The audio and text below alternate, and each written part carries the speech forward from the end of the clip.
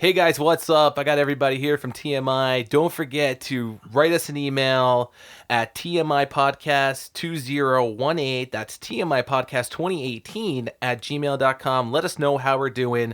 Also, check us out on Twitter. Follow us on Twitter at TMI_podcast 2018. Just use the numbers, don't spell it out. Ooh, don't forget Facebook.com/TMI podcast 2018. Follow us on the Apple Podcast app. Don't forget to subscribe and leave a 5-star review.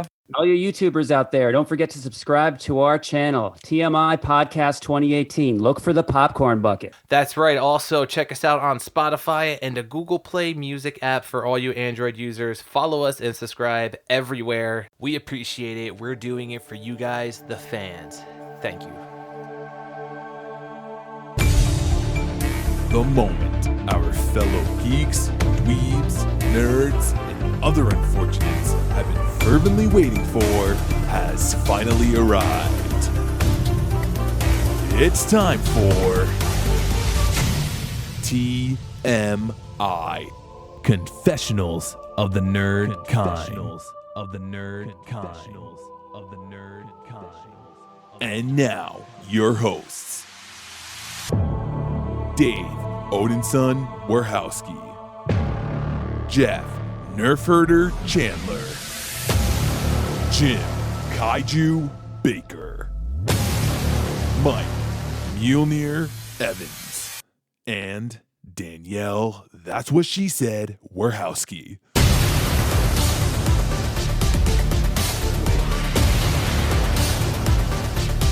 And now, let's get on with the show. Here is TMI.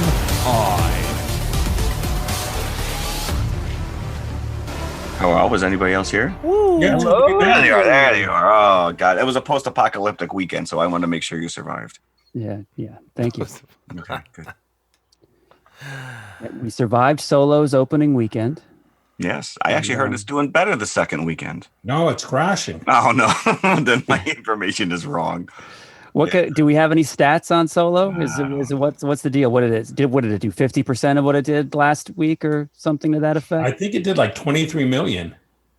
Oh, Solo barely surviving. It was still Ron Howard's highest grossing film, so he's got that. Yeah.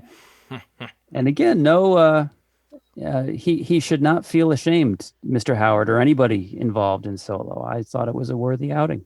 Agreed. And anybody listening who's got their doubts because of what they're hearing, just cast them aside. Go see it. Make your own mind up. I think I would have gone DVD on this one. Really? Yeah. I agree. But that's the great thing about this podcast. It forces us into the movies. Like, it's work almost, but it's the most enjoyable work that you can. Even a bad movie is still a movie. I had homework to do, and my son's like, "Oh, you got to watch a movie." Just an excuse to get me out of the house and to see these things in the theater with an audience, I think is great. Even if it's bad, you can experience it with other people. So then what we should do is one of us goes and sees it, and then someone's like, it's not worthy. Just wait till DVD, and we'll just FaceTime you. I'll just go in, I'll FaceTime you, all of you, and you can just watch it on my phone. Right. I think that's illegal. Mm-hmm. I'm pretty sure it's illegal. And before we get into our topic, I want to give a shout out. There's another podcast out there that there's more than one? The Silver Screen Redemption, and it's a very cool podcast. It's two guys, Brian and Houston, and it's subtitled "Your Source for Unnecessary Sequels." So what they do is they kind of fictionalize what a sequel should be in their minds. And just to give you an example of this, the latest episode that they have on iTunes, which was just dropped, I think, a week ago, is based around Incredibles 2 if it was centered on the character of Frozone. And it's really an interesting listen. So if any of you guys have time after you listen to us, go check out Silver Screen Redemption. Sounds worthy. Yeah. I'll give it a shot. So having said that, our topic this week is not a movie. we had no major releases this past weekend that warranted our actually all going to the movies. So we turned our attention to the small screen and a show that was just long enough for us to binge in a week's time. And we chose, and this was, I think, based on mostly on Danielle and Mike having already viewed it, since we were 50% down already. The Rain on Netflix, which is a Danish show in origin, based, and just as an overview, what the show is about is a rain carrying a virus that explodes over Europe, and anyone who's is caught in the rain dies from this virus immediately. And the show follows survivors, which are, it's kind of like the Scooby gang, the Danish Scooby gang of young people that are trying to figure out what's going on and survive. So what did we think of The Rain, guys? Let me pose it. Let me throw it over to Mike, since it was he and Danielle that kind of turned us on to the show in the first place. Well, I think the first thing I like about it is how Danielle pronounces all the characters' names. But for me, one, I had a problem because it was dubbed, and it was a struggle for me. I would rather have listened to it in Danish and saw the English. Well, obviously you didn't have Jim's universal translator. No, because he was able to do that. I was able to watch it in Danish with the English subtitles. But you know what? I really like the character development of it. So, outside of, sort of the two prominent cast members, Simone and Rasmus, I really liked how they handled sort of the backstories of the characters. For me, that was the most interesting part of it. So if you, get the opportunity to watch this, I think you'll enjoy it greatly. Yeah, they had it was very Lost-ish in its flashback usage, because they really kind of parsed that stuff out. You meet these characters, you don't really know anything about them, and then in each episode you kind of get one person's backstory, so that was kind of neat. Yes, and Danielle, can we get a Rasmus from you? One Rasmus, please. Rasmus. How about a Simone? Simone. Yeah, because I didn't, you have to help me out, those that watched the dubbed version, but in the Danish, every other word was Rasmus. I think they did kind of go out of their way too. So the beginning of the show is this a sister and her younger brother, and they go into a bunker immediately because their father seems to have advanced knowledge of this rain coming down. Yeah, man. You're 5 minutes in and already you're as lost as the characters. I did like that setup, that there was no long drawn out, let's introduce these characters and you get a feel for them. They went right bats out of hell right out. Right. And then the father takes off as soon as they're in the bunker. The father takes off and says, I got to fix this, because somehow he's involved with the rain and the virus. Right. And the kids don't know what's going on. He leaves. The mother gets, due to one plot device after another, gets caught out in the rain and dies. So then the kids are by themselves. And that's all in the first episode. That's the first episode. Happens in the first 15, 20 minutes of the show. So I'm not giving anything away here. But so the kids are on their own, and they're kind of forced to figure out whether they want to stay in the bunker and risk certain death in the rain, or to risk it, go outside, find their dad, and see what he has to do with all of this. And I thought that the show was very reminiscent of a number of other things. It was kind of like a grab bag of the filmmakers, the writers grabbing things from other sources, putting it in there. As Jeff said, the whole bunker aspect was very Lost-ish. The Dharma Initiative. What was the name of Apollon is Apollon corporation is the evil corporation. Or yes, Q rubbing your hands together in a maniacal. That's basically what it comes down to. It reminded me of Resident Evil. Yeah. Oh, yeah. Umbrella, right? Yeah, I can see that. Yeah, I can definitely see that. And so there was that. There was obviously the 28 days later kind of, the virus was kind of similar to that and what it made the victims do. But the difference is that you die immediately if you're caught in the rain here. and 28 days later, you become one of the infected and infect others. And that was kind of a plot thing that I didn't really understand in The Reign, is that you're always told to stay away from the infected, yet you die immediately if you get infected. So there are no. So that what right? Yeah. So it was, it took from 28 days later. It kind of took from Lost, and Well, you got Walking Dead stuff. I mean, anytime you deal with any kind of a post-apocalyptic trauma that's going on, it's just like you said, it's a grab bag. So on that point, I mean, what is everyone's post-apocalyptic plans? I would die immediately. Okay, Jeff's dead. I'm dead. Jeff, Or I would be, when we get into 28 days, I would be Jones. They'd be the guy in the little nurse's outfit there making you dinner. That would be my role. I'd make everybody dinner. You keep me safe, I'll make you dinner. I didn't get that far. The tough critic. How far over did you here. get, David? Just the one episode. No, you watched. And it wasn't enough to Was keep. it two? yeah, no, Jones is from 28 days later. Talking about 20 days later. Yeah, no, I said that I had to jump ahead. I'm bringing it because again, they're very similar in the premise and in what these characters are forced to kind of deal with. I will say Martin, who's kind of a badass character, I could easily see him taking over for Rick Grimes since he's going away. Can we just hold there? Danielle, can you give us a Martin? I don't remember how she says it. Martin? It's like Martin? Martin? Martin? There's always like a little uptick, like a little Yeah. question. Like kind of like, the Irish lilt is kind of an uptick at the end.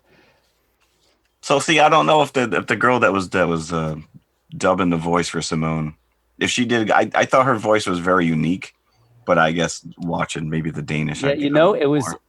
before I found the subtitle option. I watched maybe the first 5 minutes in English, and I'm like, this is going to be hard. Because it was too distracting. And then thankfully I found the original Danish. But then then the Rasmus started. Rasmus? And then as the first episode progressed, I was convinced that Rasmus was Danish for he who wears tidy white ball-hugging underwear and spoons his sister inappropriately. Yeah, there were some weird discussions of curiosity about sex, and they did a time jump. They were 6 years in that bunker together. Yeah, and she didn't look like she aged at all. Of course. Meanwhile, he went through a But massive. it was very impressive. The kid that they had looked like the teenage Rasmus, almost, exactly. Well, he was the boy from Blue Lagoon. Which one? The older one or the younger one? The older one with his blonde curly hair. Yes, and what was it? Jean that had the Danish fro. Oh yeah. Yeah. Yeah, So I lots of enjoyed it. I content. liked it. I sat through all 8 episodes. Obviously, I'm not gonna ruin So it. if you set it up, they set it and up. we know for a lot of season people 2. who are listening to this may not have seen this show, unlike a lot of the movie reviews that we do. So we don't want to go too far into explanations of what happens or too many spoilers. But if your kind of thing is zombie apocalyptic 28 days later type stuff, then you will probably enjoy it. You might not think it's great, but it's worthy of your time. I mean, this was Danielle's find, so let's hear her take on this. I thoroughly enjoyed it. Wow, that's a very in-depth. That's very in-depth. Thank you very much. Okay, favorite character? Rasmus Rasmus? Rasmus? and Beatrice. Beatrice. I like Leia. Who's Leia? Well, the one who had the braces. the drink spiked and was Oh, that was a rough scene. that was a really Well, no Especially spoiler. with- No spoiler. Yeah, let's not spoil. And Leah. Leah. Leah. Yeah, I think her name was Leah. I don't think I had a favorite character in this. No, it was predictable, I guess but it Simone was was. enjoyable. Yeah, I was with Simone. She was my favorite. I'm not necessarily sold on Too if much it's of an a-hole. Like he was Oh. reminiscent of early Carl. Was Rasmus. Well, see, that's again they picked and pulled from all these different. Well, and the second they rolled up to that mansion and the monk came out, I was like, they're eating Right. people. in there. Yeah, that. that Thanks was for reminding me. A total lift episode. of Terminus in that. Yeah. Even Episode. down with the badly executed, like we eat people to be one with them. It's not like they were short on food. They just wanted to eat people. Yeah, well, I did like that episode though. That kind of pulled me back in. The first couple, I was like, all right. But Yeah, that was totally telegraphed, by the way. I think from the moment they went in that house, you knew what was going down. Right. So, how many popcorn buckets do we give this? Oh, out of 5. Say Out of 5. Popcorn buckets being the best. Yes. And then one lowly kernel being the worst. You got my vote there. Go ahead. All right, I'll go first. I would give this 2 3/4 popcorn buckets. Ooh. Wow. That's pretty low, Jim. I'm impressed. Yeah, well, thinking that I was going to be watching 28 Days Later after this, I was like, that is so much better than this show. But we'll get there. I'm going to give it 3.5. I might be in between. If they renewed it for a second season, I don't know if I'd be invested enough to watch, to care. So you're a 3? I'd go solid 3. 3.5. Ooh. Wow, that's even pretty low for you, though. I thought you enjoyed this. I thought you didn't loved like it. the ending. So Dave, you would give it 1 lowly kernel. 1 lonely kernel. It's empty bucket. An empty bucket of lowly popcorn. kernel that you want to spit right out. So, since we're still talking about like zombie apocalyptic type things, let's real quick touch on The Walking Dead. So, The Walking Dead may be coming to an end. Yes. If you follow our Facebook page, you will see that we posted an informational post that we got from the World Wide Web that Andrew Lincoln So it must be true. is supposedly leaving in the middle of next season. Rumor has it. Maggie too. Yeah. Maggie, And also Maggie too. presumably half the audience along with him. Yeah. It's I feel like you're going on, what is it, the 8th season coming up? no. This is 8 now. Oh, so it's too many. It's run its course. Yeah, exactly. You have to have an end game. Yeah. I could have seen it when Carl being like the next generation type of thing, but for him to be out now, I don't know. I don't think Daryl can step up in that role. Yeah, I was going to say, even with Daryl, I don't think there's a strong enough character to take the reins. Carol, but even Carol's kind of taken a back seat lately. So Right. I don't know. Michonne, Carol. Daryl just signed Daryl? for like 20. I don't know. Maybe Maggie? Negan. Maybe it becomes Negan's show. No, Maggie's quitting too. Maggie's leaving. Quitting too. What? You know what's AMC must really somebody must have leaked this, because usually The Walking Dead will not announce somebody leaving. Like they'll Right. leave it a surprise that the character dies or something. So at this point, it's like not if Rick is leaving, how he's going to leave is the There you question. But yeah, like Jeff is saying, I would rather them end it conclusively rather than just kind of pitter away with no ratings. Just take the rest of those characters and just move them all over to Fear of the Walking Dead. And, Fear of start going after losing what's rating. happening. Just try to either looking for a cure or a cause, or you can't just keep going to the next big bad guy. Yeah, it's getting old pretty quickly now. Even though, like I've said obviously in one of the first, second, or whatever episode it was, I really love Negan, but one after another is getting old. But just wanted to touch on that real quick. I know it wasn't a part of our... I think now that everybody knows that Rick is leaving, I think that kind of hammers that home. Yeah. That they've got to make a change. Yeah. Now they're forced to make a change. Yeah. So, yeah. Just see what everybody thought about that, and let us know what you thought, what you guys think about that. If you guys still watch it, Yeah, we got a Facebook page. You guys, you can anybody listening to this who wants to join in on the conversation, please do so. Go to our Facebook page, TMI Podcast, and like it, follow it, like it. subscribe to it, do all that stuff. Make good your stuff. opinion known. Share it. Yeah. So, And if it's good enough, we'll share it on That's the pod. that's right. So you want to move to our Yes. classic? Yes, let's move into the annals of cinema history here. Oh my, To that our sounds classic. messy. So it was funny when the movie first started. The movie, by the way, is 28 Days Later. Yeah, I should probably say that. The movie is 28 Days later. If you haven't seen it yet, no popcorn sound. Yeah, if you haven't seen it yet, then this was what 2000? 2002. 2002. So it's been around a while. Yeah. And the first guy, the main character of it, if you will, what? Jim. Yeah, Jim. Hey, Jim. Rick Grimes. Yeah. Who wakes up in the hospital room. Yeah.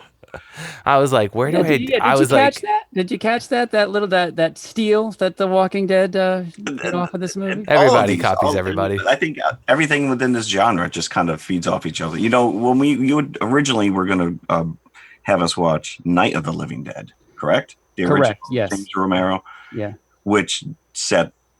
That was nothing had been done like that before. Yeah, and that still will be that'll be a future choice. But I was thinking this just because of the rain and how closely it seemed to be related to 28 Days Later. I figured we had to do this one. Gotcha. I will say a lot of stuff happened within 28 days. Yes. Well, no. Yes, it did. All of Britain is completely decimated by this virus. And it's a cool thing because now it's kind of like a cliche when the character Jim wakes up from being in a coma and wakes up in the hospital and starts to walk through a deserted London and has no idea what's going on. And you're just waiting for something terrible to happen. The suspense is palpable, and then you get hit with that car alarm, which is he's in the middle of Piccadilly Square. Many jump scares. Yeah, there were a couple of jump scares, but that was the first because you're so informed with all these other vampire / zombie movies that that something's going to jump out at him. Right, and it doesn't. But he hits the car and the car alarm goes off. And the fact that they filmed this with a digital, handheld video camera, kind of gives it an edge. Yeah, like what you're watching is like not really a found footage movie. Because it's not that, but it gives it a kind of a realism, I think, to what you're watching. I don't know if it was my copy. I mean, I watched it on Amazon, and there were scenes that were just so dark that I couldn't really tell what was going on. Yeah, there were some real dark scenes. Yeah, I found that a little frustrating. And there were a lot of zoom up and close ups too. Of everything. There's a lot especially of reflection in the beginning. stuff going on. A lot of mirrors, a lot of facing glass. Mm-hmm. But what Jim said when he's walking through London, and it's just gutted. There's nobody there. I'm just thinking like that's got to be a production nightmare to film that. To take large swaths of this. I mean, there was big sweeping, shots of the city, and you just see paper and destruction everywhere, but not a single person except for him. It's like right off in the corner. There's shutting down 4 hours of traffic multiple blocks. That's what I read. That's why they did the digital handheld, just out of necessity, because they had to get those shots so quick. They were filming early in the morning at sunrise, like on a Sunday. Yeah, and they had to get these shots quick before somebody would walk in the frame. So that's why they, with a regular setup, they wouldn't have been able to do that. No, because it was pretty expansive. They did stretch out through the whole city. Yeah, shut down Piccadilly Circus and. Which is amazing. It was kind of reminiscent of the very underappreciated Vanilla Sky as well, when Tom Cruise runs through Times Square. Also, yeah. There's a Fisher King appreciated for good reason. No. So what was your guys' favorite scene or moment that happened in the movie? Well, I love the references back to the George Romero films. Mostly this movie kind of shouts out to Dawn of the Dead rather than Night of the Living Dead, because there's it's now a 4-part, but originally the George Romero movies were Night of the Living Dead, Dawn of the Dead, and Day of the Dead. And I was very upset he never made Dusk of the Dead. But Dusk of the Dead. But there's a few scenes like when they loot the supermarket, because the survivors in Dawn of the Dead are in a shopping mall, and there's a very similar scene where they first run around the shopping mall with shopping carts throwing stuff in. So that was kind of, I like that because it was a nod to Romero. No, it just reminded me of Zombieland. Right? Oh yeah, and that too, because that came much later than 28 Days. And there's a scene where before they get to the army base in Manchester, where Jim stops off. They're stopping for gas and the father's still alive. That character's still alive. Mad Eye Moody Inside with the baseball bat to look for a cheeseburger, he says, and he sees the kid.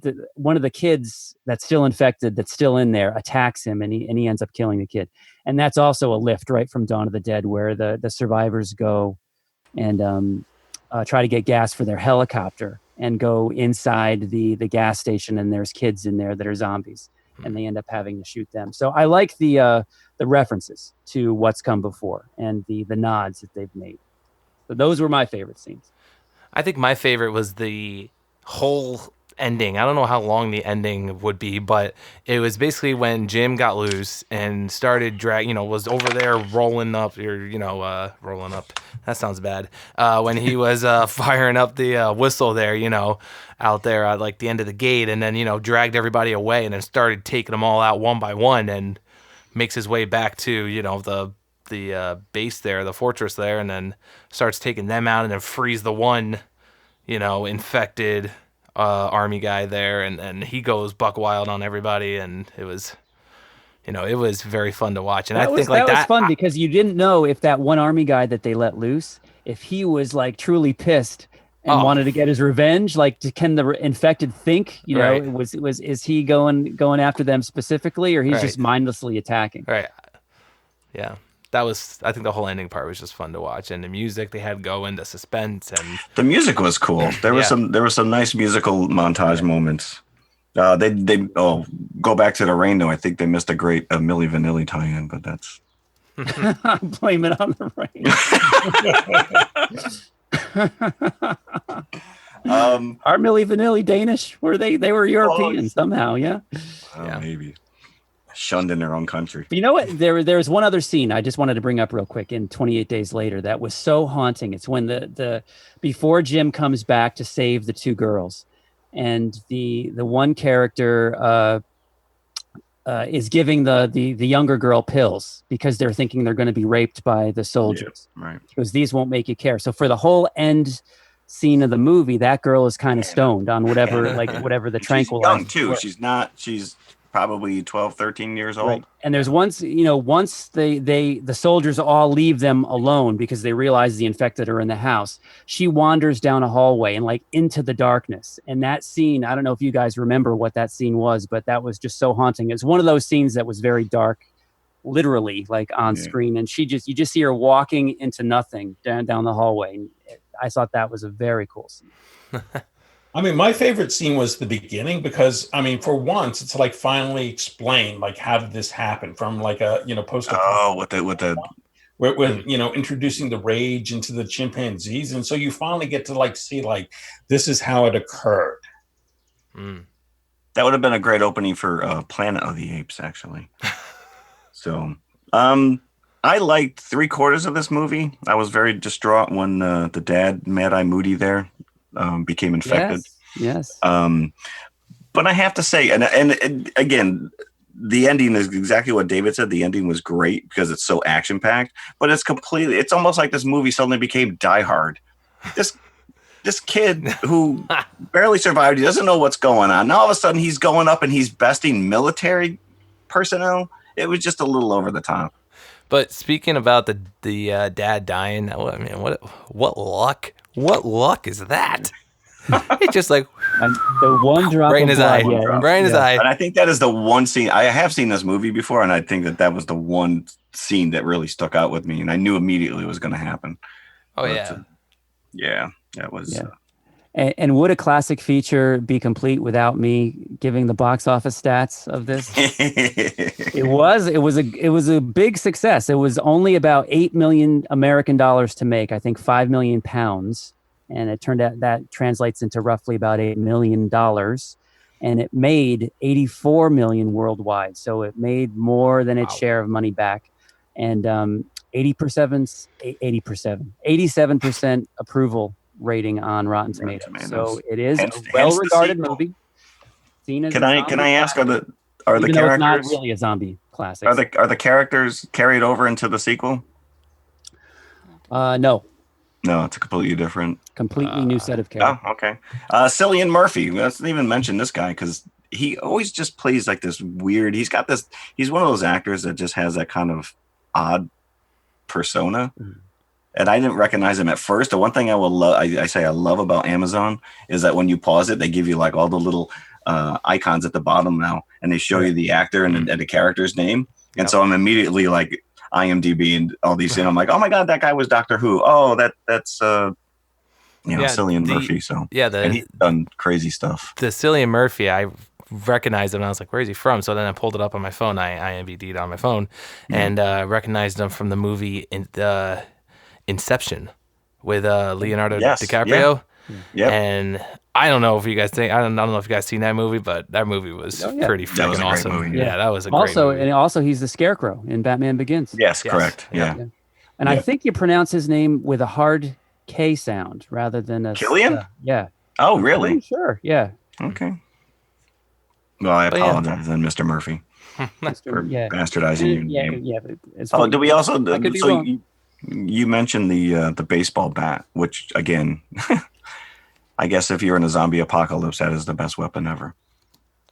Yes, it is. A machete, I don't think would do you very well because the blood spray, especially in a situation like 28 Days Later, when just one drop is enough to infect you. Yeah, the characters of The Walking Dead could not exist in this reality. No. Did you get any in your mouth? No. Yeah. Okay, you're good. Yeah, you can't be rubbing these entrails all over your face and body. Well, Jeff, we already decided that you're either dead or cooking. Yes. Right. Yeah, if you were to face the or I'm cooking the dead. No. There you go. I would still be a part of that cult. So, how many buckets will we give this one? The ending ruined it for me. I know it was fun, but it made the character something else. I'm giving it 4 solid buckets of buttered popcorn. Solid goodness. Extra butter. 4 buckets. 4 buckets. I'll stick with my 3. Oh, can I just ask one? Oh, go ahead. Give your rating. We got to get Dave and Danielle's buckets. Their bucket list. Bucket. I'd give it a 3.5. I'd leave in the middle of the movie to go get that extra half of popcorn, and then come back to watch it. Same. Oh. The Warhowskis are on the same consolidated on this. House. At the very end of the movie, when they're laying out the hello on the ground to get the Royal Air Force's attention, did the pilot say, "I didn't see anything"? Or he did. I went back and rewound that they were calling a helicopter to come back. Is that? I didn't pick that up at all. I must have accidentally hit it into Danish. I rewound it twice and I didn't understand what he had to say. Now, did anybody watch the alternate ending on the DVD? No, I don't have the DVD. No. Okay. Because the alternate ending actually does not have Jim survive. It shows the 2 girls in the house by themselves with the hello. Interesting. Because Jim is... when he gets shot during the escape, that kills him because you see the girls bring him into an empty hospital. They try to save him and he dies. And then you see them by themselves. It's actually the same scenes in the final film, just without Jim. So all the scenes that you see in the final version that don't have him in it are still in the alternate version. Interesting. But so I wonder if that was like test footage or test marketed and people were not happy. They weren't happy that he was gone. Yeah, and they brought him back. So I think that was a success. That classic, the right. classic. And before we get on to our confessional, I would just like to take a really quick take on a movie I saw over the weekend. I got the DVD from Netflix for the latest remake of It, the Stephen King. I have not seen it. And this was just last night that I watched this, and just my quick review is that it's missing 2 letters. S and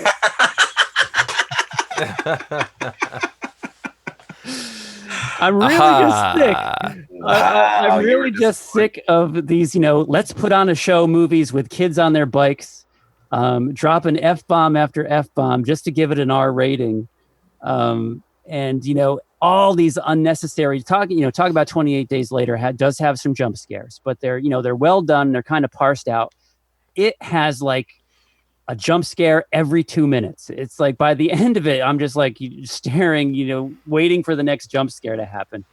And it just, I did not like it. And I'm a Stephen King buff, I would say. I've always loved Stephen King, from The Shining to Salem's Lot to Christine.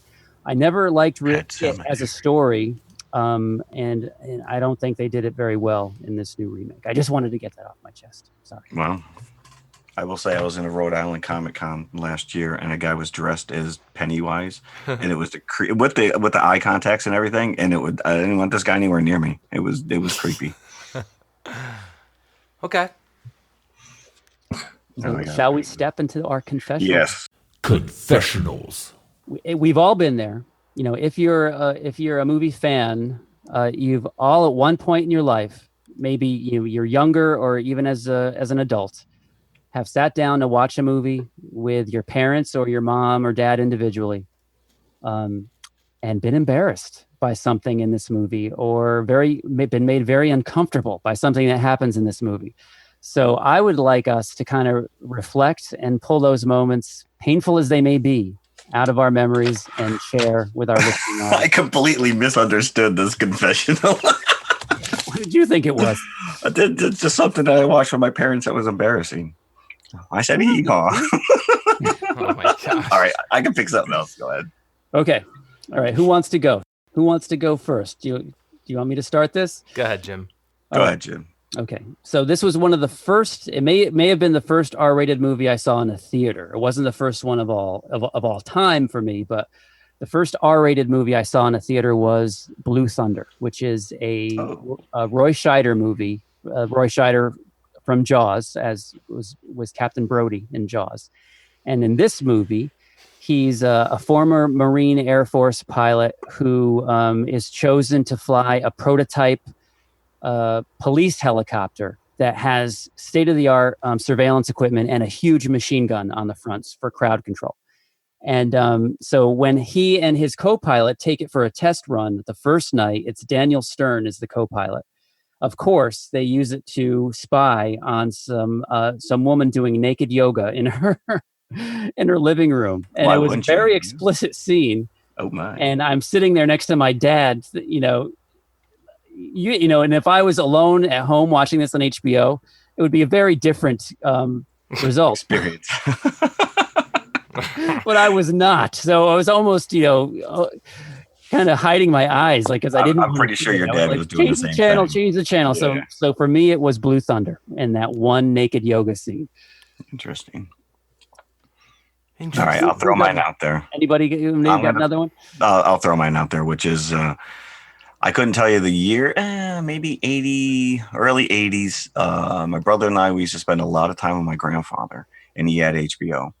And we're curled up on the couch. Grandpa's in his chair. My brother's over in the chair, and we're watching Humanoids from the Deep, which is just a total exploitation. Cheesy monster movie, slashing or whatever, girls in bikinis on the beach. And for whatever reason, these creatures felt the need to impregnate women from the backside.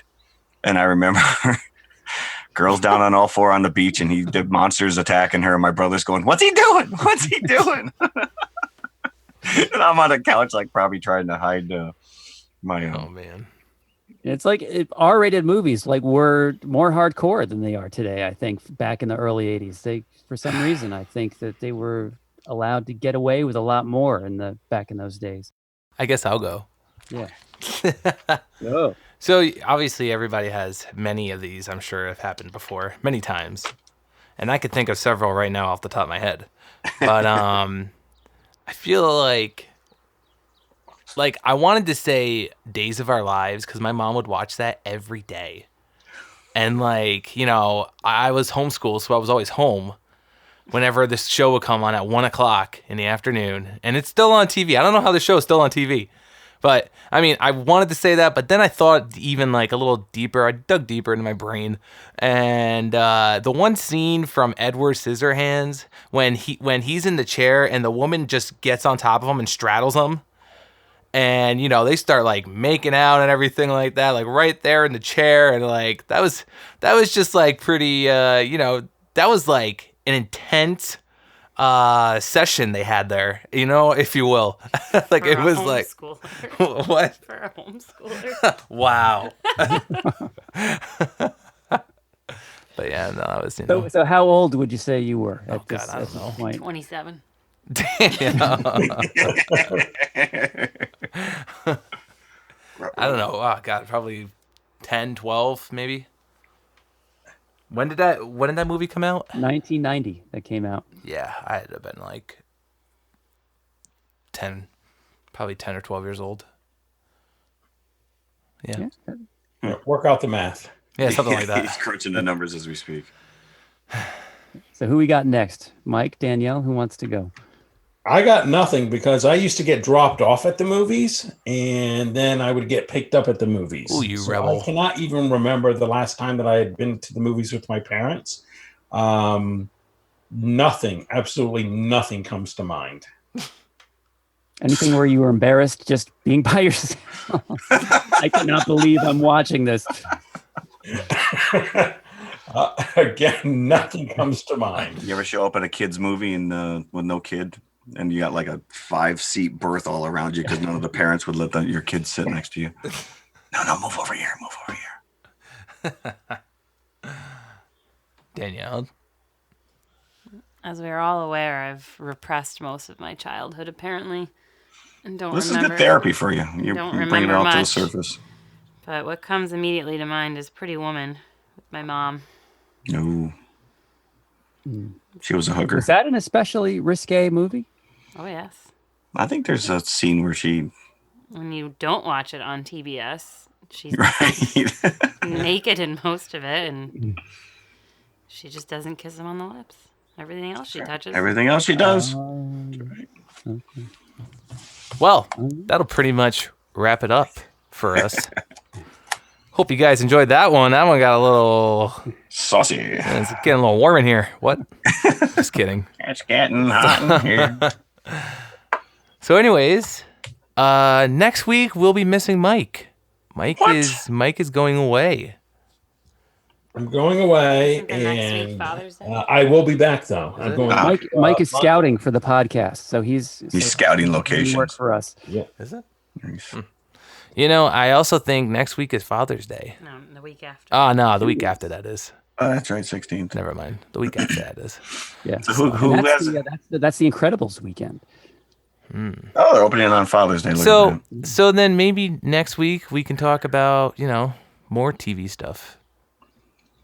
More TV stuff. We've been threatening for some time to go into our childhoods by talking about Saturday morning cartoons. So we could touch on that next week. I'm all on board. All right. I got my bowl of cereal ready. There you go. So stay tuned for that, guys. And don't forget to follow us, subscribe, give us 5-star review, join our little community on our Facebook page, and talk to us, and we'll talk back. Yes, I have one little shout out I want to do. It's not a shout out per se, but June 5th, which is 2 days away. Yeah. Tickets go on sale for Star Wars Celebration Chicago. Big to-doings. April 11th through 15th in Chicago. And as far as I know right now, they've got Ewan McGregor, James Earl Jones, Natalie Portman, and I want to say one more, but I'm drawing a blank. They usually have a massive... George Lucas tends to show up at these things. So if anyone's interested, tickets go on sale June 5th. Are you going? I would love to go. Oh. I don't know. All of a sudden, I looked into it and I'm like, wait, tickets go on sale like in 3 days. So for me to be able to pull that together and know for sure. All right, so you will not see any of us there. But if you want to go and you're a big Star Wars buff, be there. Man. I mean, who knows? Be there. Stranger things have happened. But you said that was in April. Yes. Yeah, tickets go on sale June 5th for the show in April. And if you follow them on Instagram, there's blocks of rooms that have been reserved. So this is going to be like a massive blowout. By April, we'll be special guests of. There you go. All right. Well, there you go. So I mentioned it now. Maybe they'll be like, oh, those guys are cool. Let's have them on.